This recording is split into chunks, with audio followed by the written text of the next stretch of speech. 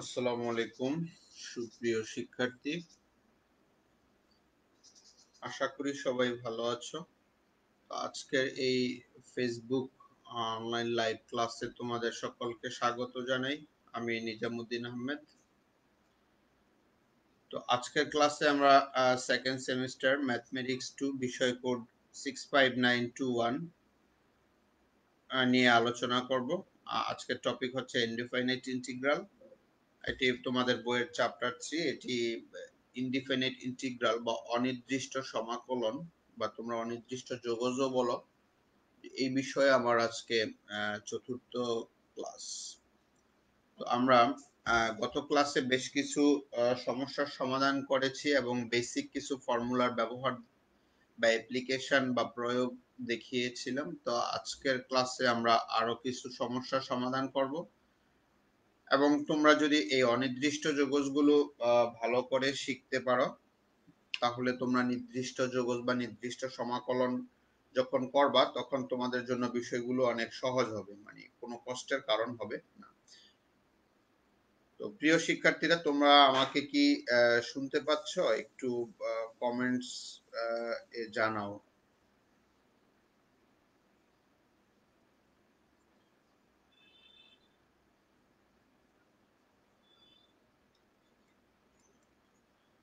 তো ওকে, thank you.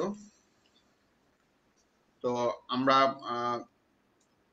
গত ক্লাসে অঙ্কটি একটু দেখিয়েছিলাম, তা আজকে আরেকবার একটু বলি। দেখো যে এই নিয়মগুলা খুব ইম্পর্টেন্ট। এটা হচ্ছে যে প্রতিস্থাপন পদ্ধতি, যেটাকে আমরা মেথড অফ সাবস্টিটিউশন বলি। তো এটা হচ্ছে প্রবলেম নাম্বার 8। এর আগে গত ক্লাসে আমি 7টি প্রবলেম দেখিয়েছি, তারই ধারাবাহিকতায় ক্লাস। তো এখানে দেখো যে আমরা যদি এখানে বলি যে আমাদের বেসিক ফাংশন, যে বেসিক ফাংশন হচ্ছে কি, বেসিক ফাংশনটা হচ্ছে sec square x divided by root over of 1 plus tan square x। এখন যখন আমরা এই প্রতিস্থাপন পদ্ধতি প্রয়োগ করব, তখন আমাদের খেয়াল করতে হবে যে এখানে এই যে যেই দুইটা পার্ট থাকে, তবে বেশিরভাগ ক্ষেত্রে এই লব এবং হরের ভিতরে একটা রিলেশন থাকে, বা অন্য কিছু থাকতে পারে। সবসময় যে লব হরের মধ্যেই থাকবে সেরকম কিছু না। তো দেখতে হবে যে এটার মধ্যে দুইটা পার্ট। দেখো, একটা পার্ট হচ্ছে sec square x, আর আরেকটা পার্ট এটা যে রুট ওভারের ভিতরে থাক, সমস্যা নেই, যে 1 প্লাস tan x।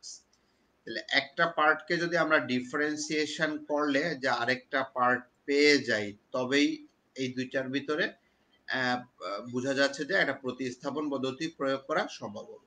তাহলে এখানে আমি এটা গত ক্লাসেও দেখিয়েছি, আজকে আরেকবার একটু রিভিশন করাই তোমাদের। যে z equal to 1 plus tan x, এটাকে আমরা z ধরে নিছি। এখন এই পার্টটাকে দেখো, আমরা যদি ডিফারেন্সিয়েশন করি উইথ রেসপেক্ট টু x, মানে x এর সাপেক্ষে, তাহলে এটা হচ্ছে ddx 1 প্লাস tan x। তো যে এখানে আছে, দুই পাশে ডিফারেন্স করলে, এখন দেখো এটাকে ডিফারেন্সিয়েশন করলে প্রথমে আমরা 1 কে ডিফারেন্সিয়েশন করব, তাহলে ddx 1 হচ্ছে 0 আর ddx tan x হচ্ছে sec স্কয়ার x।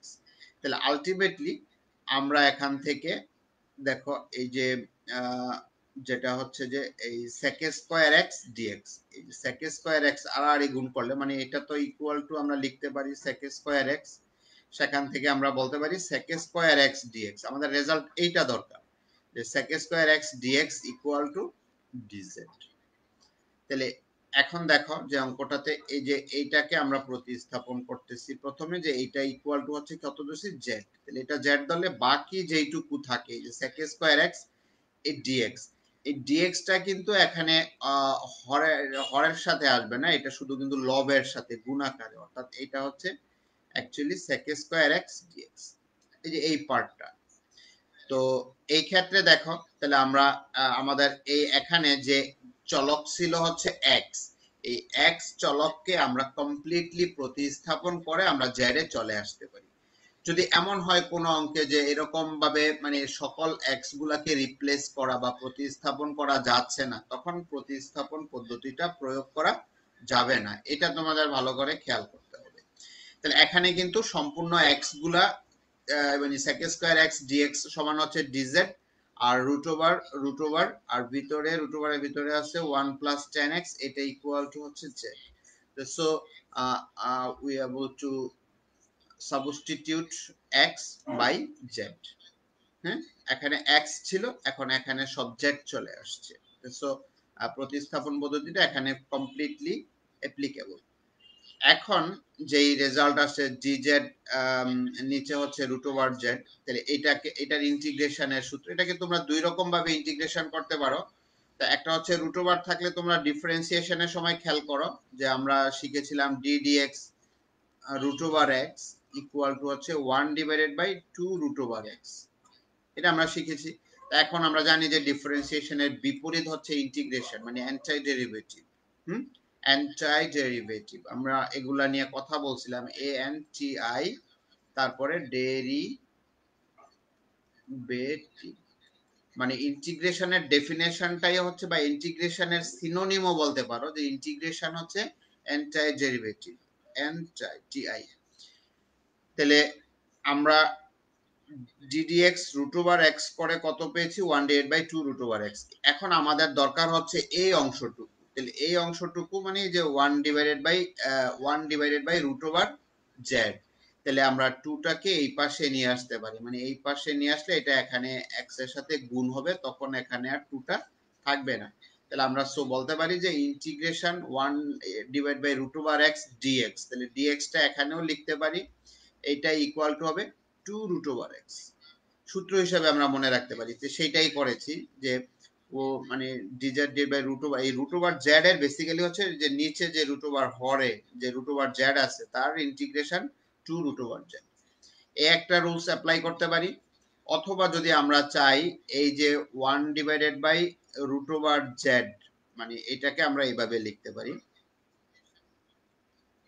তখন 1 divide by root over z হচ্ছে, দেখো 1 divided by root over z মানে z to the power half dz। একটু খেয়াল করো, একবার ভালোভাবে শিখে নিলে জিনিসগুলা ছোট ছোট জিনিস, কিন্তু ভুলে গেলে কিন্তু আর এগুলা রিকভারি করা যায় না, মনে থাকে না। এই জন্য টেকনিক গুলা যত শিখবা ভুলে গেলেও আবার সেগুলাকে নিয়ে আসতে পারবা। 1 divide by z to the power half কে আমরা লিখতে পারি z to the power minus half dz, আর সাথে থাকতেছে আমাদের ইন্টিগ্রেশন। এখন দেখো, এখন তুমি x to the power n এর ফর্মুলাটা অ্যাপ্লাই করতে পারো, এটাকে n ধরে x to the power n, তাহলে সেই ক্ষেত্রে রেজাল্ট হবে z to the power n plus 1 divided by n plus 1।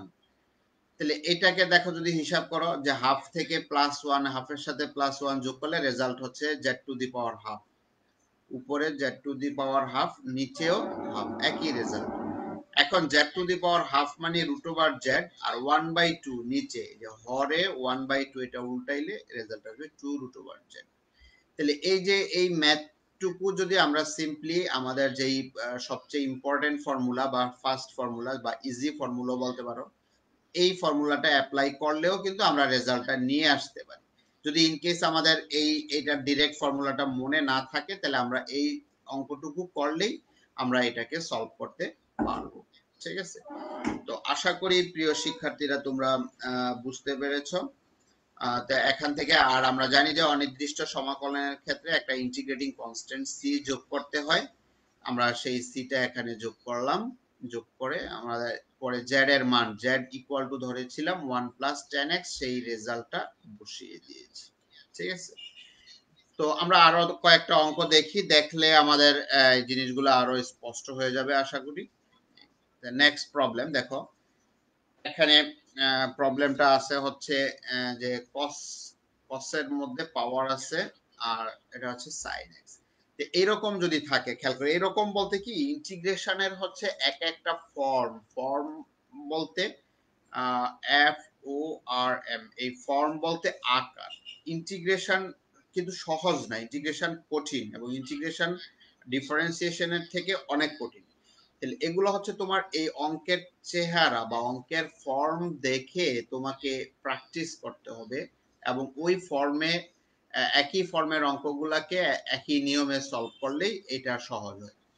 তাহলে এখানে দেখো, এখানে এটার যেই ফর্ম বা ফরম্যাটটা হচ্ছে কস আর সাইন, হয়তো একটার মধ্যে মনে করো কখনো কসে পাওয়ার থাকবে, অথবা অঙ্কটা কখনো সাইনটা আগে থেকে সাইনের মধ্যে মনে করো যে পাওয়ার থাকলো, হ্যাঁ, সাইন 4x এখানে থাকলো cos x dx।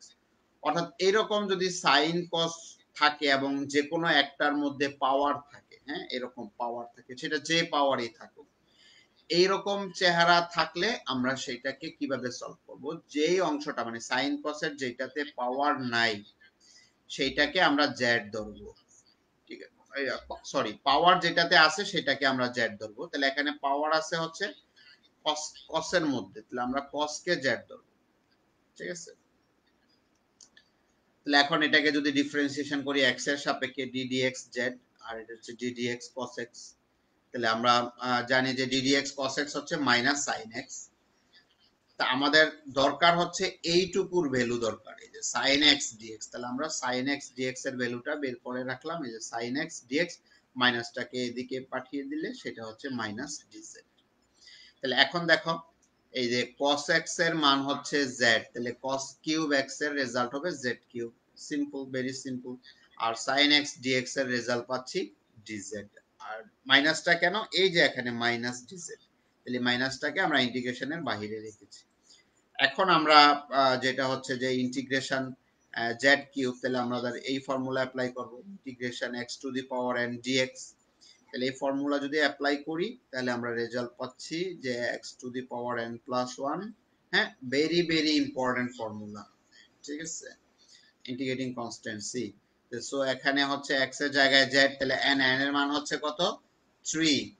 n এর মান যদি আমরা বসিয়ে দেই তাহলে 3 প্লাস 1, 3 প্লাস 1, তাহলে সেটাই লিখেছি ডাইরেক্ট 4 প্লাস একটা ইন্টিগ্রেটিং কনস্ট্যান্ট। পরে জেড যেহেতু আমাদের কেউ ছিল না, হ্যাঁ, জেড কে আমরা ধরে নিয়েছি, তাহলে জেড তো অঙ্কের রেজাল্টে আসবে না, তাহলে আমরা জেড এর ভ্যালুটা সাবস্টিটিউট করব। তাহলে জেড এর ভ্যালু হচ্ছে cos x, তাহলে জেড এর ভ্যালু সাবস্টিটিউট করলে সেটা cos two the power 4x। তো দেখো আগের নিয়মটা যদি তুমি ভালোভাবে রপ্ত করো, এবং এই যে আমি যে আইডিয়াটা তোমাদের সাথে শেয়ার করলাম যে এখানে সাইন এবং কস, হ্যাঁ, এরা মাল্টিপল আকারে থাকবে এবং যে কোনো একটার মধ্যে পাওয়ার থাকবে, এবং পাওয়ারটা যত বড়ই থাকুক প্রবলেম নেই, ঠিক আছে। তো আমরা যাই পরের প্রবলেমে। আজকে আমাদের অনেকগুলা প্রবলেম সলভ করব। দেখো এটা, এটাও সেই একই আইডিয়া, একই ধরনের অঙ্ক, কারণ হচ্ছে এই অঙ্কগুলাই ইম্পর্টেন্ট, এই ধরনের নিয়ম থেকেই পরীক্ষায় আসে, এবং আমরা যখন নির্দিষ্ট সমাকলন করব পরের চ্যাপ্টারে, তখন এই নিয়মগুলাই তুমি ভালোভাবে শিখলে মানে চ্যাপ্টার যে 14 সেটার জন্য তোমার আলাদা কোনো কষ্ট করতে হবে না, এখানে আমরা ইন্টিগ্রেশনটা শিখে ফেলবো। তাহলে এখানেও দেখো এখানে একটা আছে যে 1 divided by X 1 plus log X, যে বলছিলাম যে এখানে সবসময় যে লব হর থাকবে তা না, যেভাবেই থাকুক। তাহলে এখানে দেখো আমাদের ক্লুটা হচ্ছে লগ এক্স, আমরা জানি যে এই লগ এক্স কে ডিফারেন্সিয়েশন করলে 1 বাই এক্স হয়, ঠিক আছে, লগ এক্স কে ডিফারেন্সিয়েশন করলে 1 বাই এক্স। তাহলে আমরা শুধু লগ এক্স কে ধরবো না, লগ এক্স এর সাথে যে একটা 1 আছে এই পুরো টার্মটুকুকে আমরা জেড ধরে নিই, Z equal to 1 plus log x. এখন এটাকে যদি আমরা ডিফারেন্সিয়েশন করব এক্স এর সাপেক্ষে আগের নিয়মে, এগুলা তোমরা এখন পারো differentiation, you are very much compatible how to differentiate a function. So d dx z, z x এর সাপেক্ষে আমরা ডিফারেন্সিয়েশন করছি, তাহলে এখানে এখানে থাকছে কি 1 প্লাস লগ x। এখন d dx z এটা থাকলো, আর d dx এই যে 1 1 তো 0 হবে, প্লাস লগ x হচ্ছে 1 বাই x।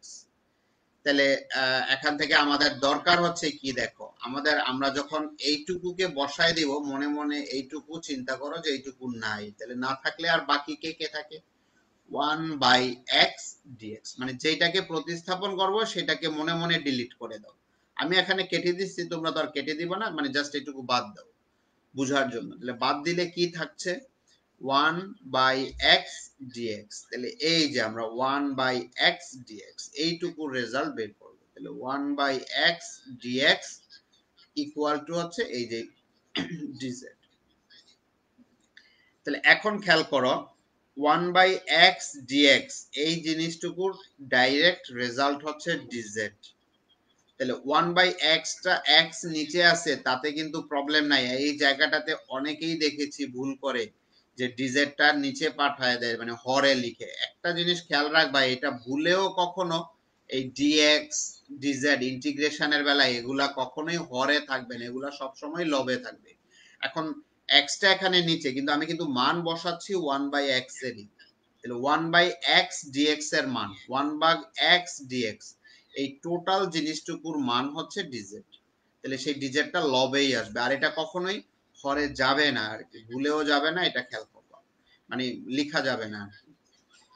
আর ওয়ান মানে লিখা যাবে না বলতে এটা আসবে না, অঙ্কের নিয়ম অনুসারে এটা নিচে হরে থাকবে না, লবেই থাকবে।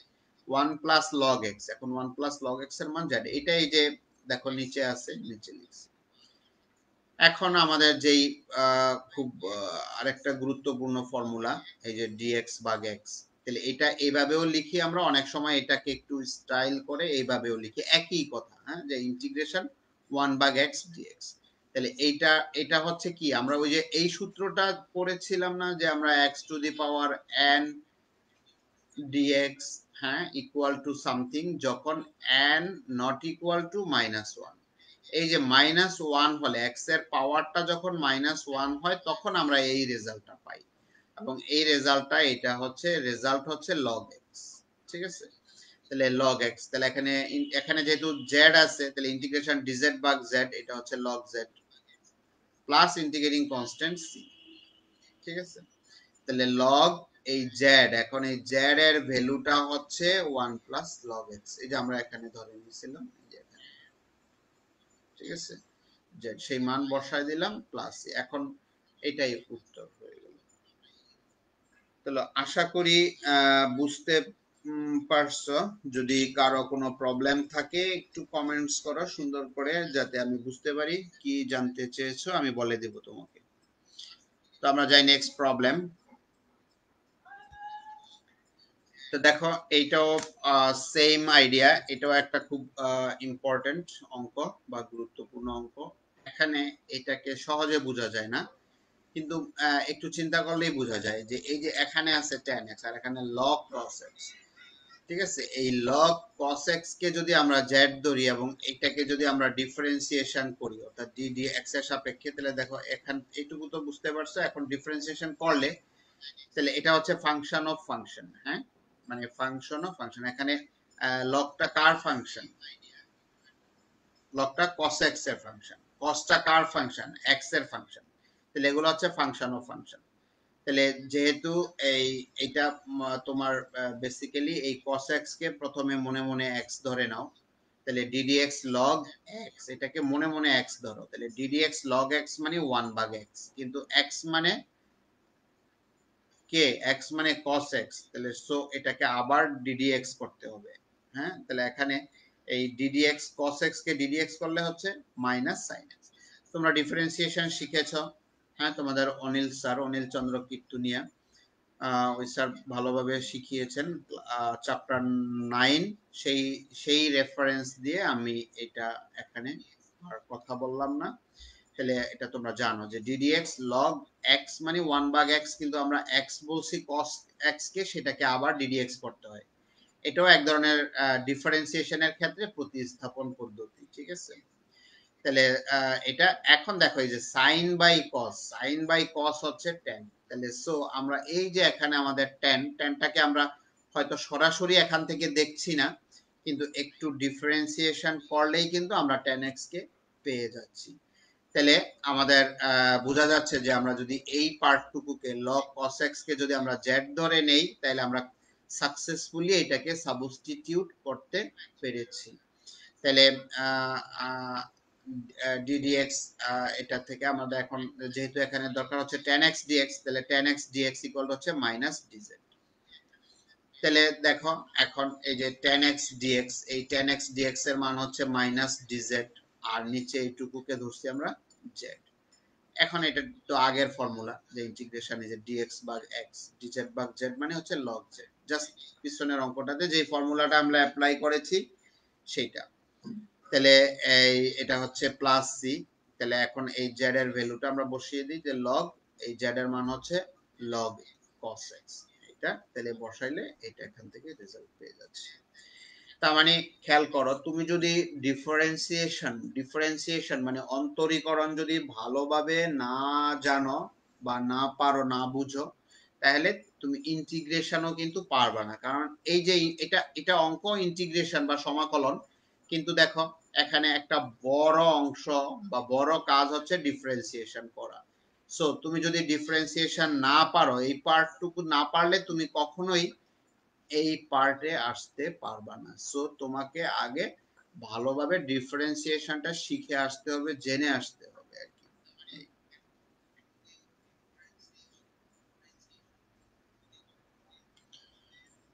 তো আমরা যাই পরের প্রবলেমে।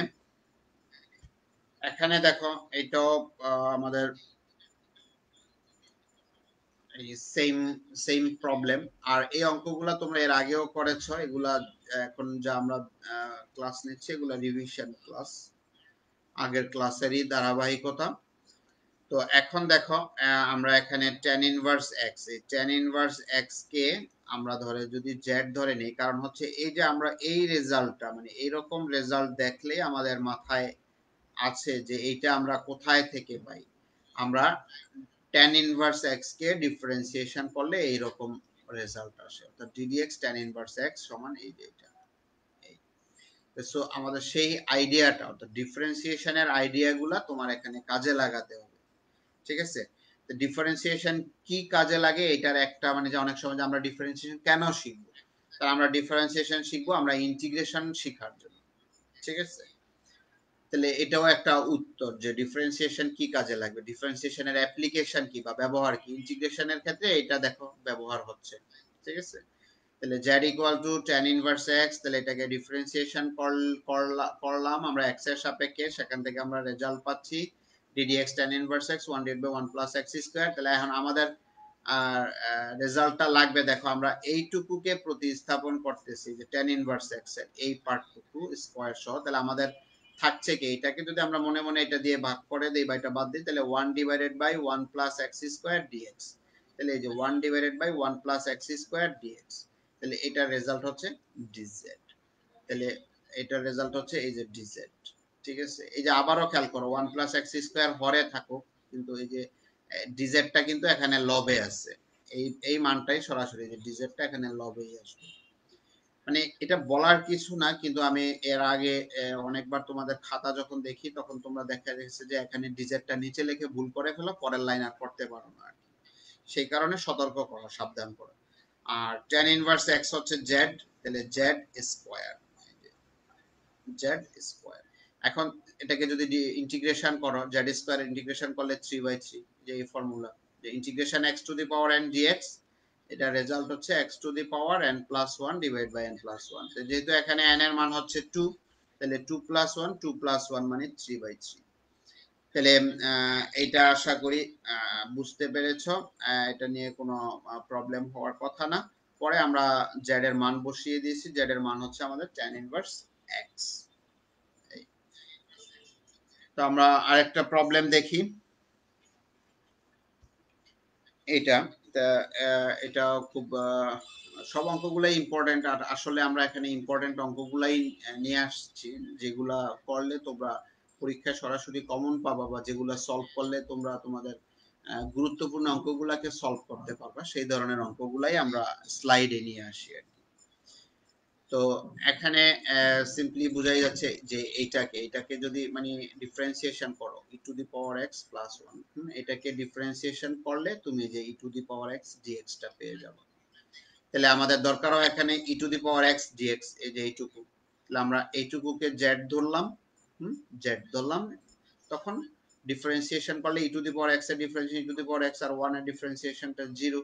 তাহলে আমাদের যেহেতু এটাকে যদি ক্রস মাল্টিপ্লাই করি, তাহলে e to the power x dx আমরা রেজাল্ট পাচ্ছি dz। মানে এখানে আর বেশি বললাম না, কারণ এগুলা তো এখন বুঝতে পারতেছো যে কি করতে হবে। তাহলে এই যে e to the power x dx এটার রেজাল্ট হচ্ছে dz, আর নিচে e to the power x plus 1 এটা হচ্ছে z। তাহলে ইন্টিগ্রেশন dx ভাগ x, হ্যাঁ এটা ফর্মুলা হচ্ছে, এটা বেসিক ফর্মুলাটা হচ্ছে এটা, ইন্টিগ্রেশন x ভাগ dx এটা হচ্ছে log x, এটা এর আগে আমরা দেখেছি। তাহলে এখানে dz ভাগ z, এটা রেজাল্ট হচ্ছে log z প্লাস একটা ইন্টিগ্রেটিং কনস্ট্যান্সি পরে আমরা z এর ভ্যালুটা বসিয়ে দিয়েছি, বসিয়ে দিলে শেষ। তো সেম টাইপের অঙ্ক আমরা পরেরটা দেখো, এখানে এটার থেকে এটার একটু ডিফারেন্স আছে, এখানে e to the power x dx আর এখানে e to the power x plus 1, শুধু নিচের অংশটা আছে, উপরের পার্টটা নাই। তাহলে এই অঙ্কটা একটু খেয়াল রাখতে হবে তোমাদের জন্য, যে ডাইরেক্ট যে পেরে যাবে এমন না, এগুলা খেয়াল রেখেই করতে হবে এটা। তাহলে যেহেতু এটার উপরের পার্টটা নাই, তাহলে আমরা এটাকে কি করতে পারি, আমরা এটা e to the power x দিয়ে উভয় পক্ষকে ভাগ করে দিলে, এই যে আমরা এখানে একটা e to the power x, যদি এটা মাইনাসে আসছে মাইনাস, এটা পেয়ে যাব। পরে এই মানে e to the power x দিয়ে আমরা লবহরকে যে ভাগ করলে, এটা এটাকেও ভাগ করতেছি, এটাকেও ভাগ করতেছি, তাহলে ভাগ করে দিলে এখানে 1 by e to the power x, এটা e to the power x by e to the power x plus plus 1 by e to the power x। এখন এটা যদি নিচে থাকে, এটা রিভার্স করে দিলে এটা মাইনাস হয়ে যাচ্ছে। এই তখন দেখো এই অঙ্কটার শেপ আর ওই অঙ্কটার শেপ সেম, শুধু মাইনাস ডিফারেন্স একই, এটা আলাদা কোনো নিয়ম না, এটা পারবা, একদম সেম, শুধু পাওয়ারটা মাইনাস। তাহলে এই যে এটা এটা আরেকটা প্রবলেম দেখো, এখানে এখানে বোঝা যাচ্ছে এই যে tan ইনভার্স x, এই tan ইনভার্স x কে ডিফারেন্সিয়েশন করলে, হ্যাঁ, আমরা এই অংশটা পেয়ে যাচ্ছি। এই কারণে আমরা এই tan ইনভার্স x কে z ধরছি। তোমার বেসিক আইডিয়াই হচ্ছে এইটুকু, যে কোন অংশটুকুকে আমরা ধরে নিব আর কি। তাহলে এটাও তোমরা পারবা, এটা নিয়ে আশা করি প্রবলেম হবে না। যেহেতু এই ক্লাসের সময় প্রায় শেষ, তোমাদের এই একটা অঙ্ক সম্পর্কে দেখি একটু বলা যায় কিনা। তাহলে এই যে এই ধরনের প্রবলেম, এগুলো হচ্ছে তোমরা যে আংশিক ভগ্নাংশে প্রকাশ, এটা তোমরা তো মেবি ফার্স্ট সেমিস্টারে কি পড়াচ্ছে নাকি, আংশিক ভগ্নাংশে প্রকাশ। তাহলে সেই নিয়মে এই সমাকলন গুলা করতে হয়, যে এই ধরনের ফাংশন থাকলে, এই যে নিচে এগুলা দেখো, এগুলা প্রতিস্থাপন পদ্ধতিতেও করা যাচ্ছে না, আবার এগুলাকে ভেঙে দিয়ে সরাসরি উপরেও তোলা যাচ্ছে না। তাহলে এই ধরনের অঙ্ক থাকলে তোমরা এই যে প্রথমে আংশিক ভগ্নাংশে প্রকাশ করতে হবে। তাহলে আংশিক ভগ্নাংশ প্রকাশ কিভাবে করতে হয়, এটা আশা করি তোমরা অলরেডি শিখে ফেলেছ, এটা ফার্স্ট সেমিস্টারেই পড়ায়। তাহলে সেইভাবে আংশিক ভগ্নাংশে প্রকাশ করার পরে এই রেজাল্টটা আসে এইরকম, এই যে এই রেজাল্ট আসে। আবার আংশিক ভগ্নাংশে প্রকাশ করার জন্য এই যে একটা কভার আপ রুল, এইটাও তোমরা শিখছো, মানে একই জিনিস, হয় যদি কেউ এইভাবে পারো এইভাবে করবা, আর যদি কেউ কভার আপ রুল সবসময় অ্যাপ্লাই করাও যায় না, অনেক সময় এই জেনারেল রুলটা অ্যাপ্লাই করাই ইজি হয়।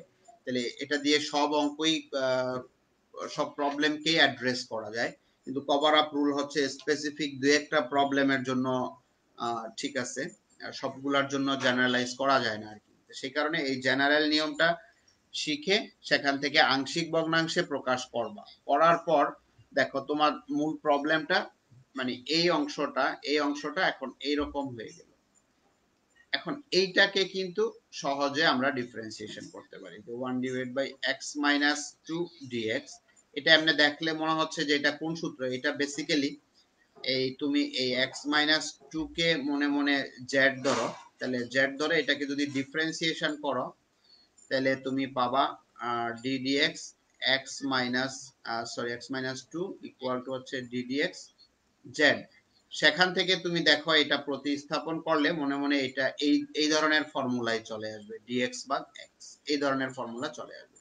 তাহলে 1 বাই x মাইনাস 2 dx এটা হবে log x, এটাও ঠিক একইভাবে log x। এই ফরম্যাটটা খেয়াল রাখবা, 1 মাইনাস x মাইনাস 2 মানে যেরকমই থাকুক, এই 1 বাই x এই পাওয়ারটা সবসময় 1 থাকতে হবে, 1 না থাকলে আর এটা অ্যাপ্লাই করা যাচ্ছে না। তো প্রিয় শিক্ষার্থীরা, তোমাদের আজকের ক্লাস এইটুকুই। বুঝতে কষ্ট হলে টেক্সট করবা, আমি অবশ্যই রিপ্লাই দিব।